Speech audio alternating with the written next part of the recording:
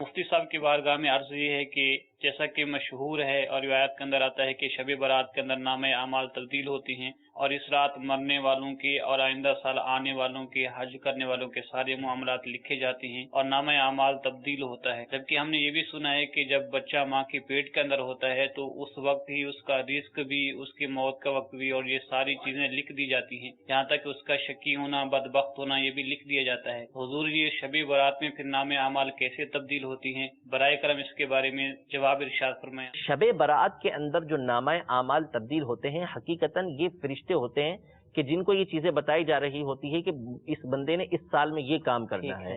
तो चूंकि असबाब का तरीकेकार होता है, अब एक पूरा सल्तनत का निजाम होता है, 5 साल निजाम जैसे हमारे यहाँ होता है, तो एक तो पूरा का पूरा एक बनाया जाए कि हमने 5 साल में क्या करने हैं, लेकिन हर साल उसकी तजदीद करके बताया जाता है कि इस साल हमने क्या काम करने हैं, इन महीनों के अंदर हमने क्या काम करने हैं। तो अल्लाह तबारक व तआला ने तो सारी की सारी बातें पहले से लिखी हुई हैं, फरिश्तों को भी सारी बातें बताई जाती हैं। अब आगे जो सारे साल में काम होने होते हैं वो शब बारात में बता दिए जाते हैं। उसको फाइनली जो अब उसको इस साल के अंदर क्या क्या काम होने हैं वो फरिश्तों को बता दिए कि भाई इस साल इसके साथ ये मामला होने का है। तो तकदीर मुख्तलिफ अंदाज में लिखी जाती है, पहले भी लिखी गई। बाज़ उलमा का तो कौल ही ये है कि आसमान में पहले लिखी जाती है, बाज़ ने कहा कि दूसरी मर्तबा इसमें माँ के पेट के अंदर लिखी जाती है, और एक सूरत ये होती है कि वो जो पहले लिखा गया है वो फरिश्तों को शब बारात के अंदर बता दिया जाता है। वरना हकीकी तौर पे जो तकदीर है वो तो सारी की सारी अज़ल में अल्लाह तबारक व तआला को पहले से मालूम है। माशाअल्लाह माशाअल्लाह।